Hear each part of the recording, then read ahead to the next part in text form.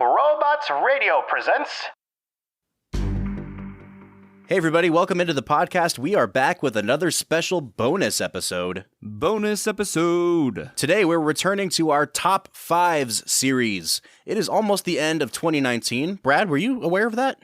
Really? The end of the decade. Wow. Yeah, I know. I looked up and it's no longer 2014. I can't believe it. Yeah, and with that in mind, we thought that we would come to you, Film and Whiskey Nation, with our top 5 letdowns of the 2010s. Yeah, we hate to end the decade on a downer of a note here, but we talked for a hot second about doing our best of the decade. That it doesn't necessarily make really great audio if I have 5 movies as my best of the decade and Brad has seen 0 of them, or vice versa.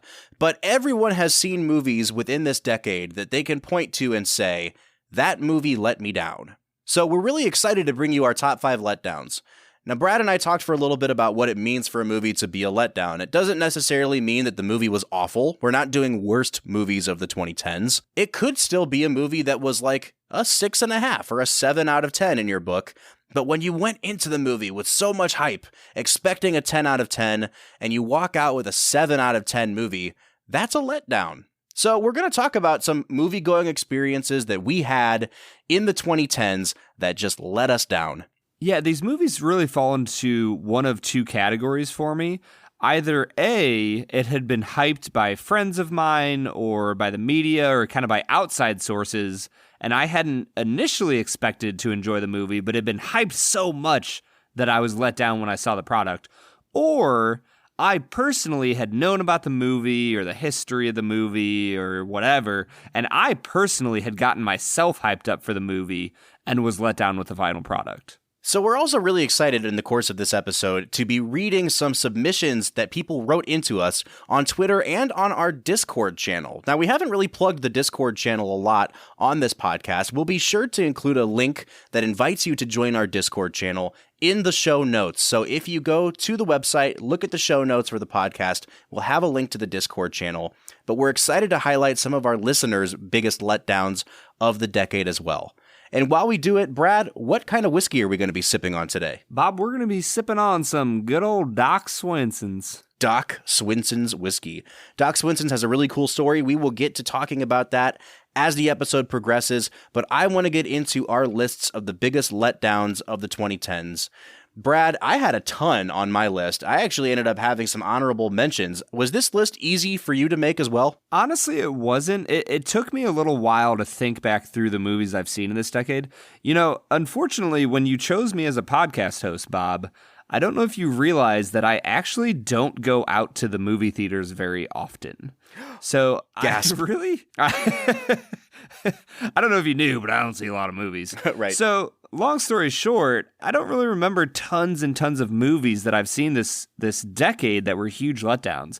However, the more I thought back and did a little research, I came up with the top 5 that definitely were huge letdowns for me.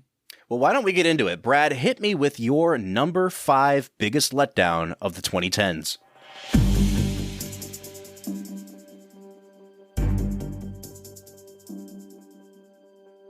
This was one that, honestly, I know that it received bad reviews, but I don't think it was ever going to be a big movie. I was extremely let down by Ender's Game, which came out in 2013. Tell me a little bit about that movie, Brad. I'm not big into watching sci-fi films, and when that movie came out and got bad reviews, I skipped it altogether. So fill me in on Ender's Game and why it was such a letdown. Yeah, so Ender's Game is a movie that was based on a book written in the 1980s by Orson Scott Card. Now, these books, he's written a whole bunch of books within this universe. The 2 main ones are Ender's Game and Ender's Shadow, which is a companion novel written at the exact same timeline as Ender's Game, but from a different perspective. And these 2 books really helped shape my childhood. Like, I would highly recommend, if you have any affinity for the sci-fi genre and you have not read Ender's Game and Ender's Shadow, go read them. They're 2 of the best books I have ever read in my life. I will still put them in my top 10 books of all time. They are just beautiful stories of young children coming into their own, of developing character, of learning what's really important in this world and beyond into space. I mean, they are just some of the most beautifully written books I have ever read in my life. And so while I know that the movie probably was never going to garner wider acclaim, even if they had been good movies, I was so excited to see the world that I had imagined and was just utterly disappointed in the product that was given. Yeah, and actually, you're not the only one. One of our Discord followers wrote in, this was Corinne, and she said that on her list of biggest letdowns of the 2010, the top two for her would be The Last Airbender and Ender's Game. She says, why make so many changes for the worse when the original story was great? Such letdowns. So, Brad, I have to imagine that they really, really undermined the source material to try to make something new for the movie. Yeah, they really just brutalized it. They forced it into kind of a hole that you couldn't come back from. And it just, the acting performances were very uninspired. The script was very drawl. It just was a sad, sad movie when the source material was so spectacular. All right, there you have it. Brad's number 5, Ender's Game, which brings me to my number 5.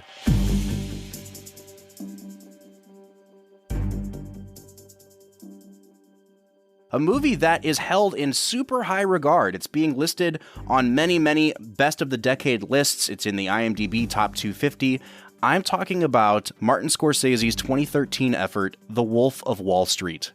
I was so excited for this film. And honestly, I was let down the first time. I thought that this movie, I have always thought this movie is a misstep, a rare misstep for Martin Scorsese. It runs about 3 hours in length. It's one of those films that you can tell was really crafted in the editing room. Sources say that Scorsese let all of these guys, DiCaprio and Jonah Hill, just improvise and improvise, scenes upon scenes upon scenes. And originally they had a cut of the film that was between 4.5 and 5 hours long. They finally got it down to 3 hours. And this film just feels like it's in shambles. It's just a rambling mess of a movie.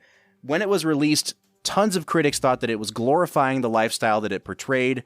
And I actually kind of agree with that. I think that the end of the film, where we see the character of Jordan Belfort kind of get the comeuppance that he's been deserving all along, it comes too little too late. I've tried to watch this movie on probably 5 separate occasions now, because every time I come across it as an utter work, of a masterpiece for Martin Scorsese, I give it another chance, and it has just never ever worked for me. If you'd like to hear a great summation of why this movie doesn't work, check out Josh Larson's review of The Wolf of Wall Street. We had him on the podcast earlier this year. Josh's review of Wolf of Wall Street is what got me following him as a movie critic, and I agree with everything he says about this movie. I know that I'll probably get pushback for this, but my number 5 biggest letdown is The Wolf of Wall Street. Man, anything that friend of show Josh Larson says, I'm on board. So I will agree with you 100%, even though I've never seen the movie. Well, we're going to hear from Josh Larson later in the podcast. But before we get there, Brad, hit us with your number 4 biggest letdown. All right, so my number 4 biggest letdown of the 2010s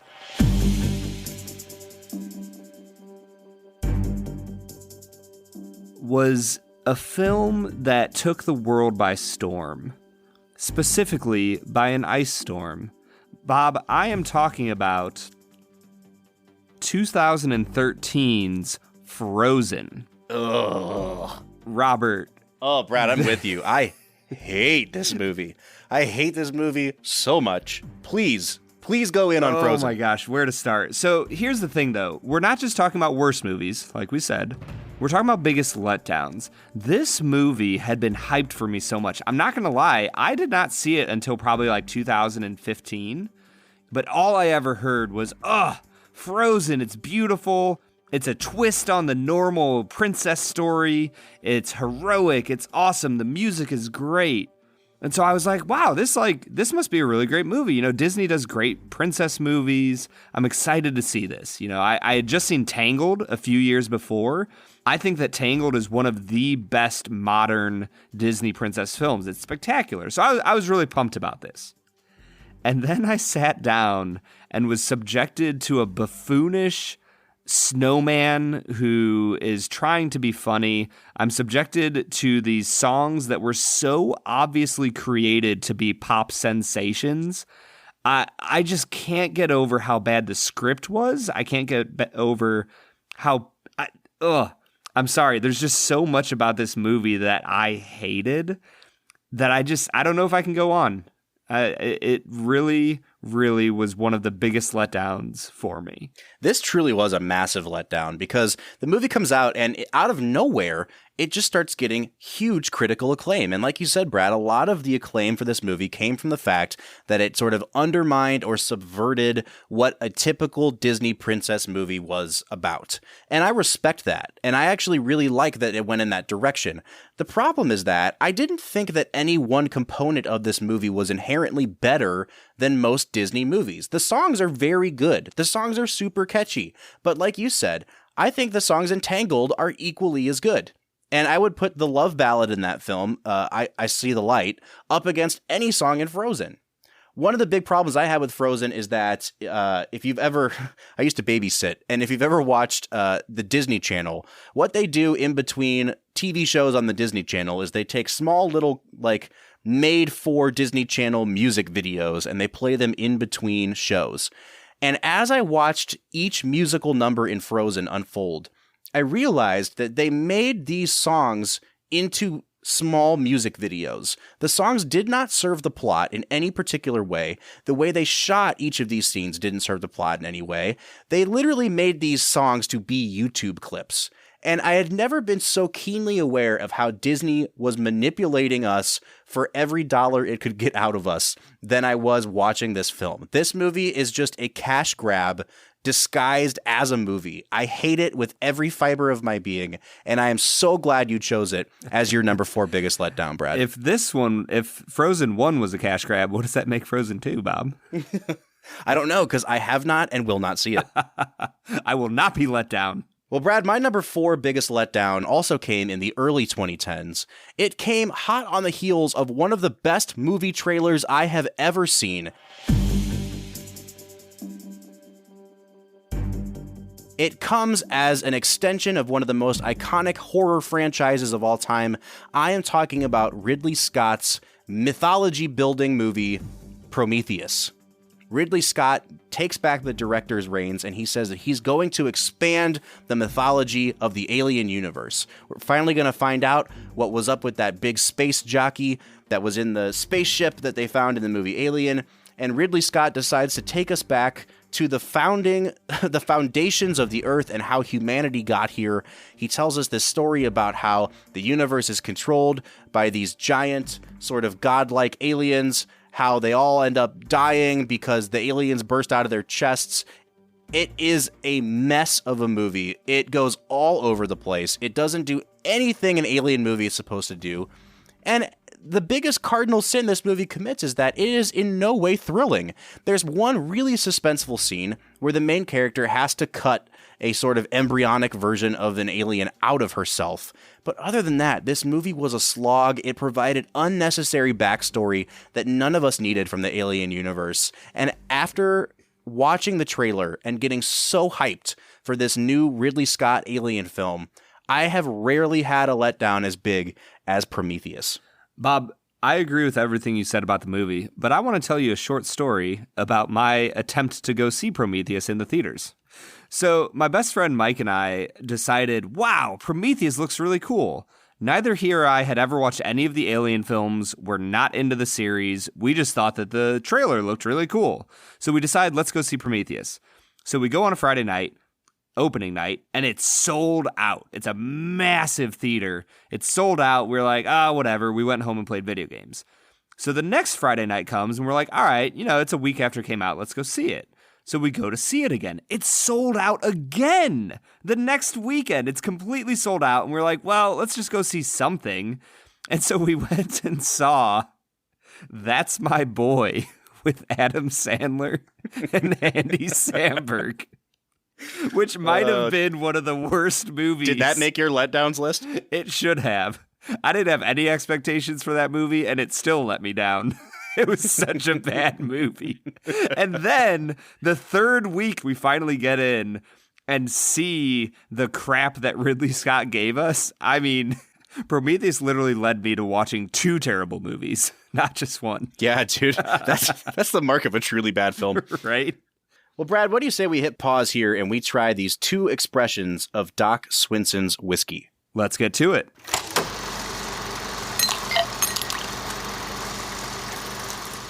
All right, so today we are checking out Doc Swinson's whiskey. Now, both of these samples that we're going to be trying today were sent to us from Doc Swinson, so we want to say, first of all, thank you to Doc Swinson's whiskey for sending us these samples. We love featuring craft distillers and craft spirits on our podcast, so thanks again, Doc Swinson's.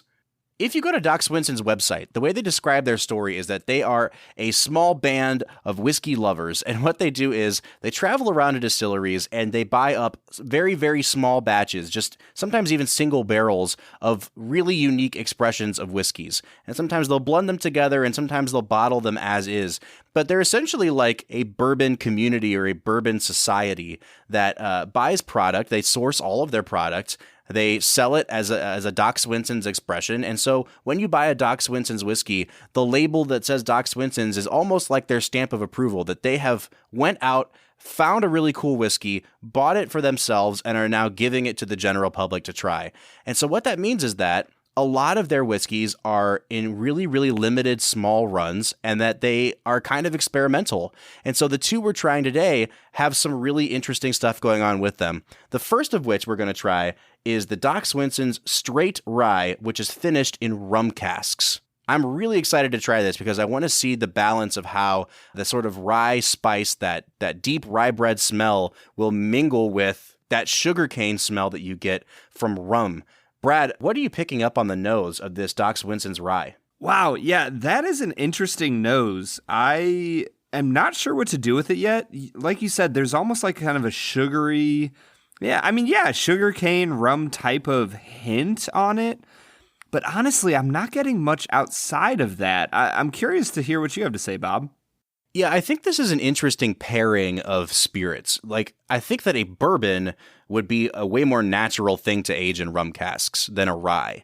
There's just something about like the not just the flavor profile, but the nosing profile of a rye that just doesn't seem like it would mix super well with rum casks. And so when I put this up to my nose, the 2 of those together is creating this almost sort of strange, like almost chemically smell. You can get the rye, but then there's also this layer that just doesn't quite seem to go with the rye. I get a lot of wood. You can really smell the oak, kind of a sawdusty smell to go with this. I'm not sure if this nose is really working for me, Brad. I'm really hoping the taste kind of comes back to redeem it because the nose is a little iffy for me. Yeah, me too. Honestly, Bob, I just took a sip of it, and it's kind of more of the same. I'm struggling with the flavor. It's very ethanol forward. I feel like I'm getting a lot of the power of the alcohol. Yeah, I'm actually having a little bit different experience. I find this really pleasant, especially for being a rye. It's really bright. I'm getting some citrus notes on it, which I wasn't expecting from those sort of deep, dark, caramely rum notes that you would think. You do get the rye spice, but I don't find it to be really bitter. And I'm really, really happy because after that nose, I wasn't sure what to expect. I find this pretty pleasant. Brad, it seems like you're not really having the same experience I am. It's just okay. There's a little bit of rye, but not much. There's a little bit of sweetness, but not much. It's not terribly viscous. It just kind of is. It's just decent on my palate. I will say that after I took a sip and then went back to nose it again, I had this really crazy sensation that it only happens to me like when you're drinking like a Coca-Cola. And, you know, because Coke and Pepsi are very different in my mind. Like, Coke has that sort of spiciness to it. There's a spice to it that Pepsi doesn't have. And breathing this in again, I got a lot of that, like, breathing in a Coca-Cola. Even, like, the sort of carbonation. I think the rye spice is kind of mimicking the carbonation of, like, a bottle of Coke. And I really, really enjoy that. But for some reason, I didn't pick up on that, like, on my initial nosing. But now there's something in this that's really reminding me of those Coca-Cola notes. It might be the rum finish. I have no idea. This is a really interesting whiskey. I don't know if this is something that I could drink every day or even on anything but special occasions. But I think Doc Swinson's is really living up to its affinity for experimentation because this is a really interesting experimental whiskey. Yeah, if I had to give it a score out of 50, I would probably end up giving it like a 28 or something like that. It's a little bit above average, but not my favorite. Yeah, I think I'd probably give it quite a bit higher than that, actually, Brad. I'd go at least with a 35 and maybe a little bit above that, just depending on what it retails for. We're not actually giving it a score or including value in any of this, but I thought this whiskey got better as it went along. The nose really threw me off, but after I took a taste of it, after I let it kind of sit on my palate for a little while, some of those rum finish notes really started to open up the whiskey for me. I enjoyed this quite a bit. Well, what do you say we move on to Doc Swinson's bourbon? Yeah, so this is actually a 12-year bourbon that is finished in Cabernet Sauvignon barrels. So we're looking at another wine-finished bourbon, Brad. This one clocks in at 92.4 proof, so not incredibly high proof, but enough to pack a bit of a punch. What are you picking up on the nose of this Cabernet Sauvignon finished 12-year bourbon? Man, I was literally stunned when you said that this was finished in a Cab Sauv barrel, because all I could smell on this was grain. I feel like I just get this heavy wheat, kind of like a malted barley type of grain. I don't know. It just smells extremely grainy to me.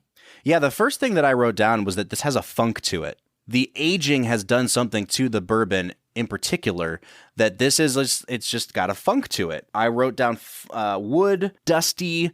There's like a sawdust going on in this as well. And I did start to get some fruit notes once you get past that initial sort of wave of that like mustiness. Brad, you're going to laugh at me again, but I wrote down banana. But what it really reminds me of isn't like a fresh banana, isn't a banana split. It's like if you've ever had those dried banana chips. Oh, yeah. There's something like sugary, waxy to the way this smells. I do get some dried fruit on it. It does have those classic brown sugar vanilla notes, but you really do have to get past that initial wave of, I don't know what else to call it, just the funk that it has to it. Yeah, it's a strong funk. I'm really interested to take a taste and see what the flavor is like. So right at the tip of the tongue, I thought to myself, wow, I'm drinking wine. Like, that tasted like a beautiful Sauvignon. And then at the back of the palate, I got all of that grain that I smelt on the nose. So it's not an extremely balanced whiskey, but it's very interesting. Are you picking up much in the taste that reminds you of bourbon, or is it just kind of like that raw, young grain? Oh, yeah, it's definitely just an extremely grainy whiskey. Yeah, I'm kind of surprised at this one. It doesn't really taste like a whiskey that's been aged for 12 years. It does taste a little bit young. I do think that the Cab Sauv has done something to enhance the flavor a little bit, but you're right, Brad. It is this sort of like polar opposite on the front of the tongue, on the back of the tongue, between, oh, I'm drinking a wine. Nope, I'm drinking a really high proof spirit on the back of my tongue. Yeah, I will say, I remember when we went to Bardstown Bourbon Company and they gave us some of their Pfeiffer Pavitt Reserve. And I remember them saying that they took it out and tasted it at different periods during the aging process when it was in the Pfeiffer Pavitt wine barrels. Yep. And they just said that it tasted a little bit off.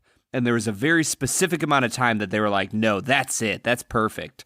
I hate to say this, but I feel like this is one of the samples that was a little bit off. And I think the magic number for Bardstown, correct me if I'm wrong, I think it was 18 months that they left theirs in, the Pfeiffer Pavitt barrels. And I really love what this whiskey is trying to do. I just don't know if it 100% succeeds. But I'll tell you what, Brad, at the end of the day, I'm really happy with both of these samples that Doc Swinson sent us because I like trying stuff like this. I like it when people are doing experimental stuff and it's not just the same old thing. Yeah, these are two of the most fascinatingly unique whiskeys that I have ever drank. And I know that I might have come across a little bit harsh on these, but if you don't experiment with whiskey, you don't get amazing products. Yeah, and that's not to say that everything that Doc Swinson's does is this sort of off-the-wall experimental stuff. They have single barrel programs.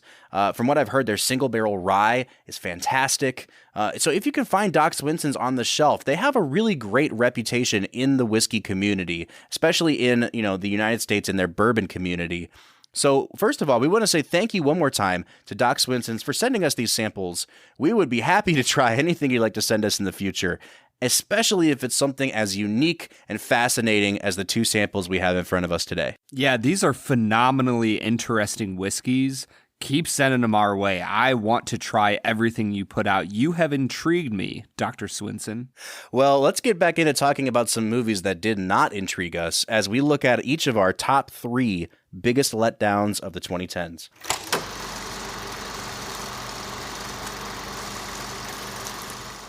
So that was Doc Swinson's. We are fabulously interested in what they have to offer. So my number 3 movie, top letdown of the 2010s, is a musical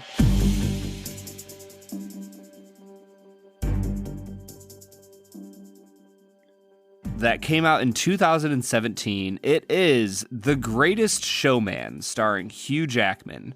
Bob, I cannot tell you how much I heard about this movie. In a similar fashion to Frozen, that this was a movie that just grabbed your admiration. It was revolutionary. It changed the way we understood musicals.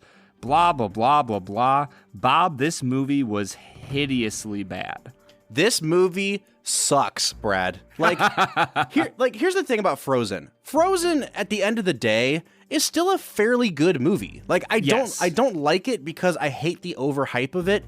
The Greatest Showman is a legitimately, objectively awful film. Yeah, I totally agree. When you look at the movie, the plot doesn't really make much sense. When you look at the outer, the real world, we just had Barnum and Bailey's circus shut down. Why are we making a movie that is glorifying the circus and all of the different problems that we've seen with it throughout the years? Just so many parts of this movie were bad. It's so historically inaccurate to who, P.T. Barnum actually was, the relationship that he had with this opera singer. There are so many problems with this movie. I don't even know where to start. But what I will say is that one of the biggest selling points that was, sold to me for this movie was that it's an anthem for the unnoticed. That it's a movie that glorifies and honors and, gives voice to the outcasts of society. And I watched this movie thinking, yes, that is something that I want. I want people who are unheard and don't have a voice in society to have a voice.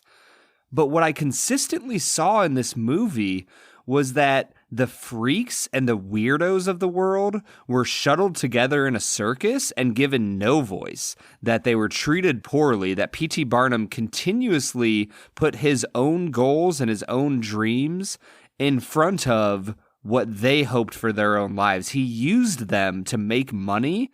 And I just don't understand how this was considered a movie that would give them voice. And honestly, that was the biggest letdown for me about this movie. Brad, I think we need to do an entire episode on this film at some point because I could go on and on about everything that I have a problem with in this movie. I think one of the biggest things for me is that this movie undermines its own argument in favor of empowering the disenfranchised. They have this gigantic number called This Is Me, which was the huge song from the movie. At which point you get the idea that the quote unquote freaks are we're not going to take it anymore. We're going to be, in your face about who we are because we love ourselves. And then after that song, they disappear from the movie for another half hour. They serve no functional purpose to the plot of the film. Hugh Jackman kind of learns his lesson, and then the freaks come back in the movie. This movie is just a complete train wreck. The plot makes no sense. It is just a jumbled together mess of a film. I think the songs are awful from a music theory standpoint. It's let's take the 4 most basic chords that you hear on the radio. Let's take lyrics that are so vague that they don't even necessarily apply to the characters in the movie, but you can sing them as you go for your morning run. And then people will love our musical. This movie rode in on the coattails of Hamilton and sold itself as we're the modern musical. This is how musicals are done now. And it is a cheap, generic knockoff of Hamilton. And it's everything I hate about where the musical has taken itself in the 2000s. Bob, we need to do another episode on this. And we also need to move on before your blood pressure hits 400. I think I popped a blood vessel over here. So let me get into You might have. Let me get into my number 3.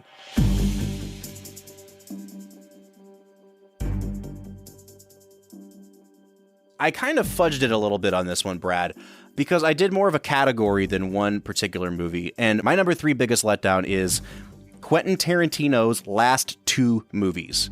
So I'm talking about Once Upon a Time in Hollywood and The Hateful Eight.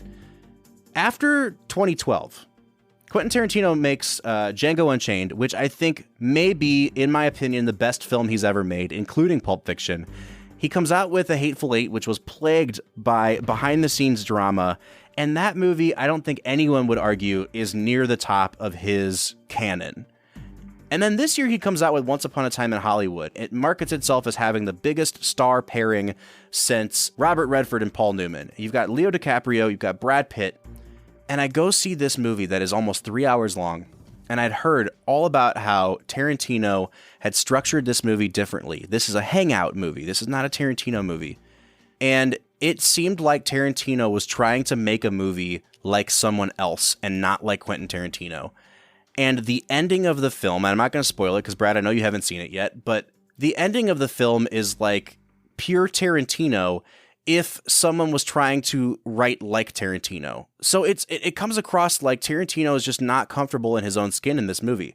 I spent 2 hours and 45 minutes watching this slow, meandering movie that's building to nothing. I get 15 minutes of fast violence at the end of the film that comes across more like an Eli Roth movie than a Tarantino film. And at the end of the day, what's it all for? What's it all really about? What kind of exercise was Tarantino trying to do? At the end of the day, it just seemed like Sound and Fury, that there was nothing really behind it. And Once Upon a Time in Hollywood and The Hateful Eight are my number 3 biggest letdown of the 2010s. Yeah, I honestly have not seen either of those films. The Hateful Eight, because I heard it wasn't good, and I just haven't gotten around to, his most recent endeavor. I really need to watch Once Upon a Time in Hollywood, but I am a little bit disappointed to hear that you hated it so much, Bob. Well, Brad, what do you think about giving us your number 2 biggest letdown? Yeah, so I also, for my number 2 and my number 1 letdown, I'm actually going to do the same as you, Bob. I'm going to give you kind of a category of movies.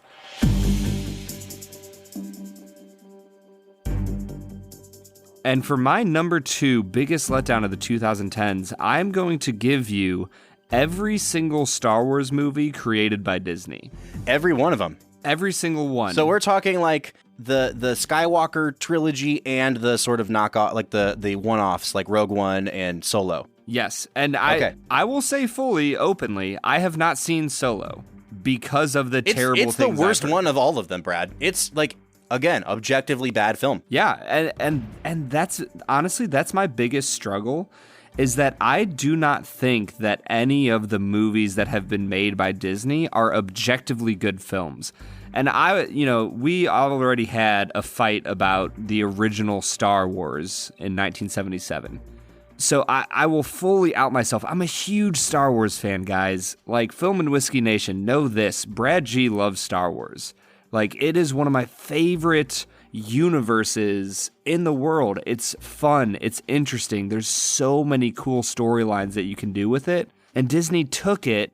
And I'll say this, I was leery of Disney buying Star Wars. I was worried that they were just going to turn it into a consumeristic cash grab type of product.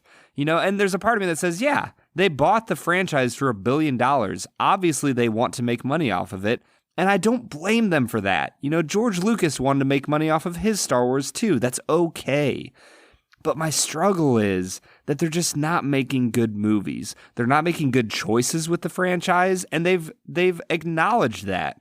And Bob and I have texted back and forth about, the final Star Wars of the Skywalker trilogy is coming out this week as of this recording. And we've talked about the infighting that they've had between J.J. Abrams and Rian Johnson and blaming each other. And there's just so many problems with the Disney Star Wars universe that I'm just so let down by it. Bob, I literally cried when I went to see The Force Awakens. You get those horns, the bum, bada bum, and the script comes up and the text starts rolling, and I literally cried. I thought to myself, I never thought I would get to see this again.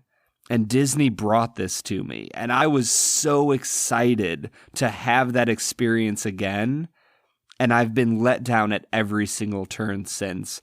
And I'm just going to stop right there. I could go on and on and on about this, but I'm very disappointed. And this one is on a more personal level for me than all of the other films. Yeah, I can tell, Brad. And I don't even think that my number 2 pick is anywhere close to the level of emotional attachment that yours was.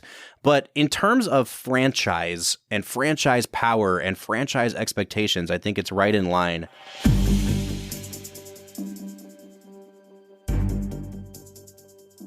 There were 20-something movies leading up to Avengers Endgame, and for me, one of the best in the whole series was Avengers Infinity War. I thought that the character of Thanos was the most menacing, the most promising villain in a comic book film since the Joker in The Dark Knight.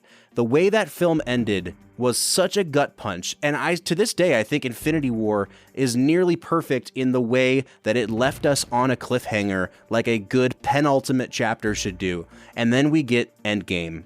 I don't think Endgame is a terrible movie, but it is my number 2 biggest letdown of the 2010s.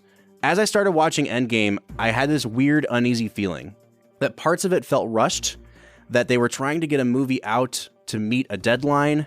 It felt kind of shaggy in parts. Some storylines went nowhere. I didn't understand why Hawkeye had to be in Asia, being a mercenary. We never really talked about that anymore. The time travel elements don't really make that much sense. We try to explain away the way that Captain America diverges from everything we've learned about the time travel elements at the end of the film.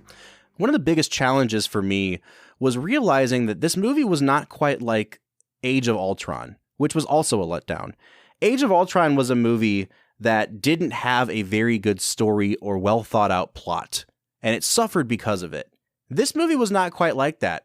What I realized halfway through this movie was that the filmmakers just didn't care to make a story or a plot. This movie was all about fan service. It was about giving us moments that paid off, things we wanted to see throughout the series.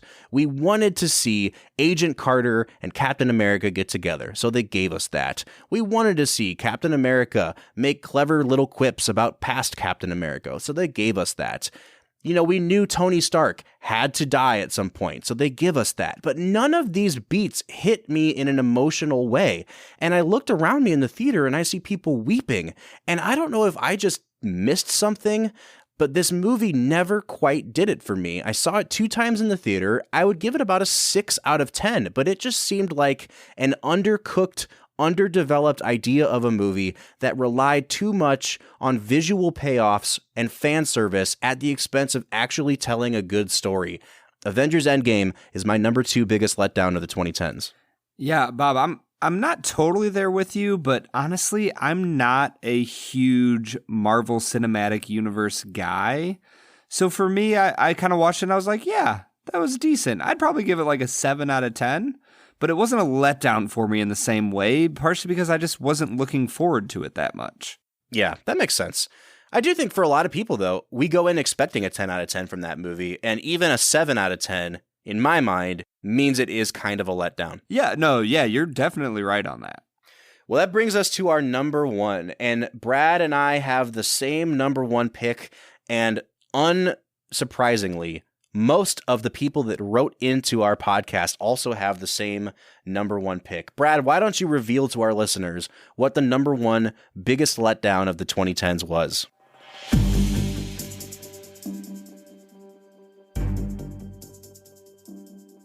Bob, The Hobbit was so bad.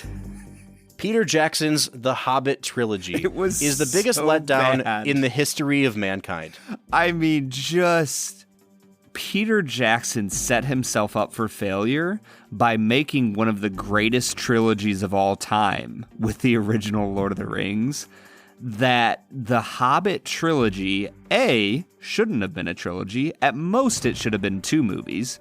They added stuff to the story that made no sense. They added stuff to the story that does not fit with the lore of Lord of the Rings. Nope. The characters are uninteresting. I understand that having, 13 dwarves bumbling their way through Middle-earth can be difficult to keep track of, but they could have done it better.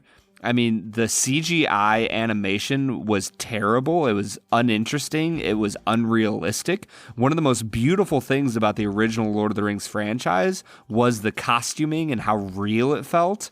Yeah. Peter Jackson's choice to film the first one. What's the frame rate that he changed it to? Yeah, they called it high frame rate. I think it was 60 frames a second. It makes it look like a video game. Yeah. And like you said, Brad, like everything in this movie was shot on a green screen.